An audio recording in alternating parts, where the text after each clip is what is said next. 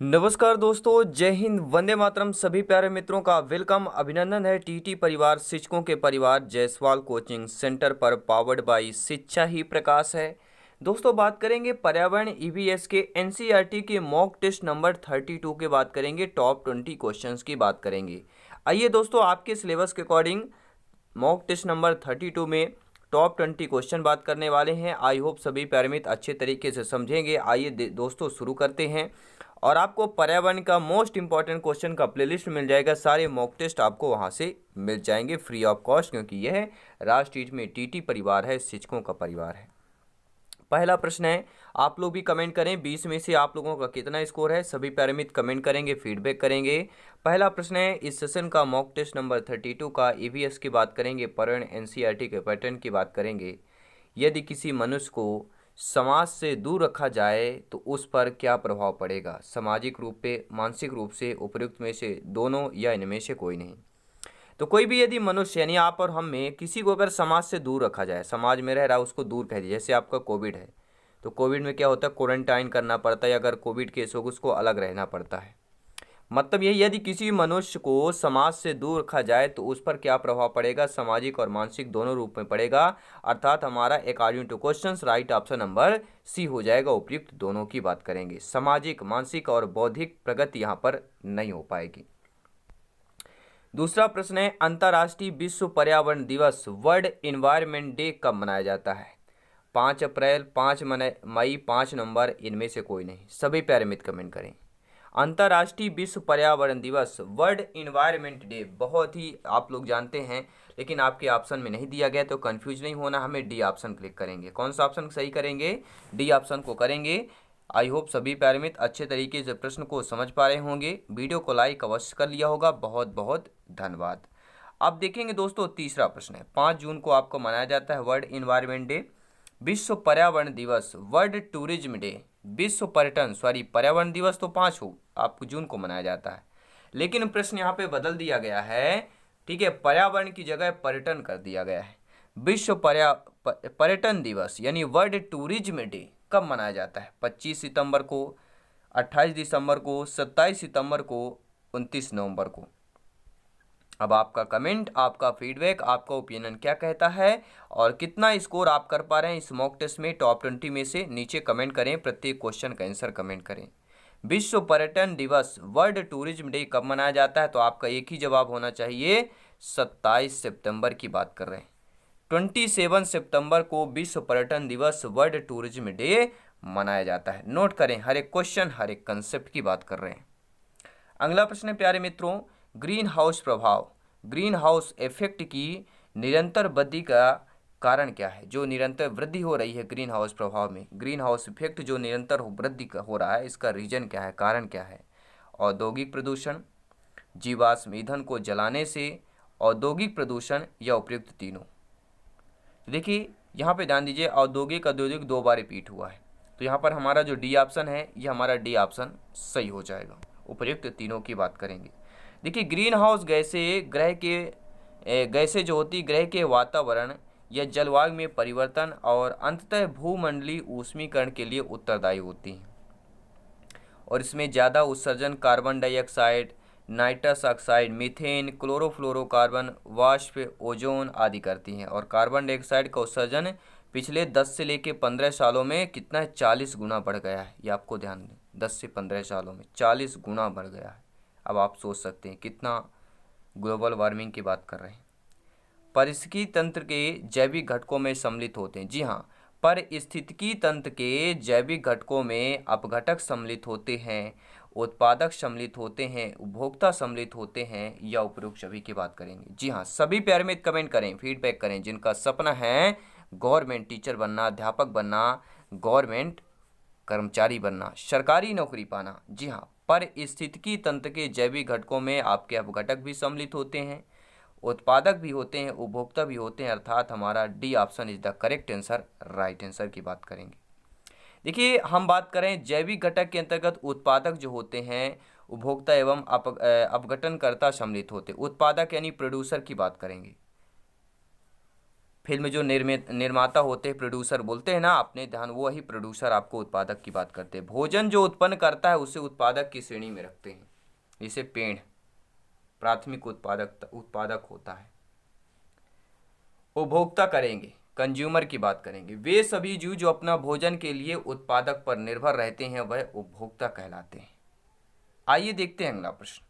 खाद्य श्रृंखला से एक प्रश्न जरूर आता है, खाद्य जाल का। यहाँ से पूरा आपको हर एक तरीके से पता होना चाहिए। खाद्य श्रृंखला यानी जो फूड चैन है उसमें प्रथम होता है टिड्डा, मेढक, पौधे, मोर की बात करेंगे। देखिए नोट करें, देखिए पहला हमारा होता है पेड़ पौधे, यानी सी ऑप्शन होगा। सी ऑप्शन के बाद पेड़ पौधे कौन खाता है? टिड्डा खाता है, तो ए ऑप्शन हो जाएगा। फिर टिड्डे को कौन खाता है? टिड्डे को मेढक खाता है, तो बी ऑप्शन हो जाएगा। और बी के बाद क्या आएगा? फिर मेढक को कौन? सर्प या सर्प खाता है, और सर्प को कौन खाता है? मोर खाता है। मोर हमारा अंतिम में आ जाएगा। तो खाद्य श्रृंखला का जो प्रथम हमारा चैन कहलाएगा, चैन में, वह हमारा पेड़ पौधे, अर्थात हमारा सी ऑप्शन दोस्तों सही हो जाएगा। प्लांट की बात करेंगे। जूसिया में किस प्रकार की जड़ें पाई जाती हैं? स्पंजी जड़, मूसला जड़, शंख रूपी जड़ या तर्क रूपी जड़? सभी कमेंट करेंगे। जी हाँ, जूसिया में किस प्रकार की जड़ें पाई जाती हैं? आपका कमेंट क्या कहता है? हम बात करें जूसिया की बात करते हैं, और जूसिया में किस प्रकार की जड़ें पाई जाती हैं? जूसिया में स्पंजी जड़ें पाई जाती हैं। नोट करें पहला ऑप्शन। जूसिया में किस प्रकार की जड़ें? तो स्पंजी जड़ें पाई जाती हैं। देखिए क्या होता है, इस प्रकार की जड़ें जो होती हैं पौधे को तैरने एवं श्वसन में मदद करती हैं। स्पंजी जो जड़ होती हैं जैसे जूसिया और अधिपादप मूल, और इस प्रकार की जो आपके अपस्थानिक जड़ें अधिपादपों कह दें में पाई जाती हैं, और इस प्रकार की जड़ें पत्तियों के कच से निकलकर हवा में लटकती रहती हैं, स्पंजी जड़ें कहलाती हैं। अनवीनीकरण संसाधन के उदाहरण है। देखिए नवीनीकरण और अनवीनीकरण संसाधन, ये दो प्रश्न जरूर आता है, नवीकरणी से, नवीनीकरण से और अनवीनीकरण से। तो यहाँ पर पूछा गया अनवीनीकरण के संसाधन। देखिए प्राकृतिक गैस, पेट्रोल, कोयला, ये हमारे क्या कहलाते हैं? अनवीनीकरण के संसाधन कहलाते हैं। तो हमारा जो डी ऑप्शन दिया गया है ये हमारे क्या आ जाएंगे? प्राकृतिक गैस, पेट्रोल, कोयला, ये अनवीनीकरण के संसाधन कहला जाएंगे। ठीक है, और आपके आई थिंक आप लोग समझते हैं सारी चीज़ें, आप लोग ज्ञानी हैं, सर्वज्ञ व्याख्याता हैं। आइए देखते हैं 9वां प्रश्न। यह आपके ईवीएस इन्वायरमेंट का, इन्वायरमेंट स्टडीज का एनसीईआरटी के पैटर्न पर मॉक टेस्ट नंबर 32 है, और हम बात करने वाले हैं टॉप 20 क्वेश्चन की बात कर रहे हैं। जी हाँ, सभी कमेंट करें, स्कोर करें इस मॉक टेस्ट का। ग्लूकोज और फ्रैक्टोज किस प्रकार के कार्बोहाइड्रेट्स हैं? मोनोसेकेराइड, डाइसेकेराइड, ट्राइसेकेराइड, या इनमें से कोई नहीं? या सभी लोग कमेंट करें। या मोनोसेकेराइड दिया गया है, लेकिन हमारा जो राइट ऑप्शन का, देखिए ग्लूकोज और फ्रैक्टोज किस प्रकार के कार्बोहाइड्रेट हैं? तो यह मोनोसेकेराइड है। मतलब मोनो मतलब होता है एक सेकेराइड, डाई मतलब 2 सेकेराइड, ट्राई मतलब 3 सेकेराइड। ठीक है, तो ये आपको ध्यान देना। तो मोनो मतलब एक। ग्लूकोज और फ्रैक्टोज किस प्रकार के कार्बोहाइड्रेट है? जिनमें एक सेकेराइड होता है। ठीक है, ध्यान देना है। आई थिंक आप लोग समझ गए होंगे। और ये मोनोसेकेराइड जो होते हैं, जिनमें एक आपका सेकेराइड होता है, ये जल में विलेय होते हैं। मोनोसेकेराइड क्या होते हैं? जल में विलेय होते हैं, परंतु इनका जल अपघटन नहीं होता है।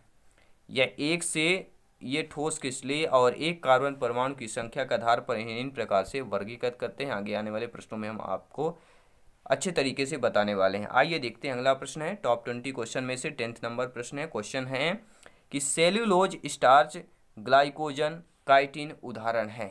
देखिए आपका जो सेल्यूलोज हो गया, स्टार्च हो गया, ग्लाइकोजन हो गया, काइटिन हो गया, ये आपके ओलिगोसेकेराइड के उदाहरण हैं, पॉलीसेकेराइड के हैं, मोनोसेकेराइड के हैं, या उपरोक्त सभी की बात करेंगे। जी हाँ, आपका कमेंट, आपका फीडबैक, आपका ओपिनियन क्या कहता है? सभी प्यारे मित्र कमेंट करें।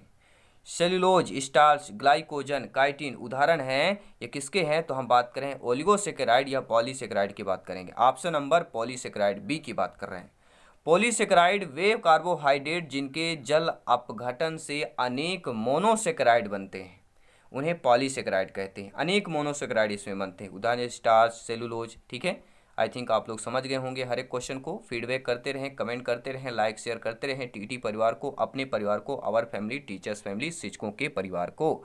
बात करें सुक्रोज, मैल्टोज, लैक्टोज प्रकार के कार्बोहाइड्रेट्स के उदाहरण। देखिए कार्बोहाइड्रेट्स के कुछ एग्जाम्पल दिए गए हैं। सुक्रोज हो गया, मल्टोज हो गया, लैक्टोज हो गया।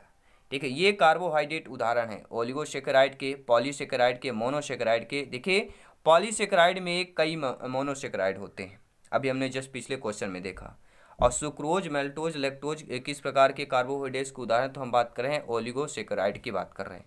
इनका निर्माण जो है 2 से लेकर 9 मोनोसेकेराइड के अणु या उनके सहसंयोजक बंध व्युत्पन्न होने के संघनन से होता है। 2 से लेकर 9 मोनोसेकेराइड मिलकर एक का ओलिगोसेकेराइड बनता है।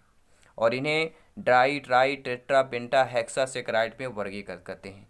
डाई मतलब 2, ट्राई मतलब 3, टेट्रा माने 4, पेंटा माने 5, हेक्सा माने 6 सेकेराइड से वर्गीकृत किया जाता है।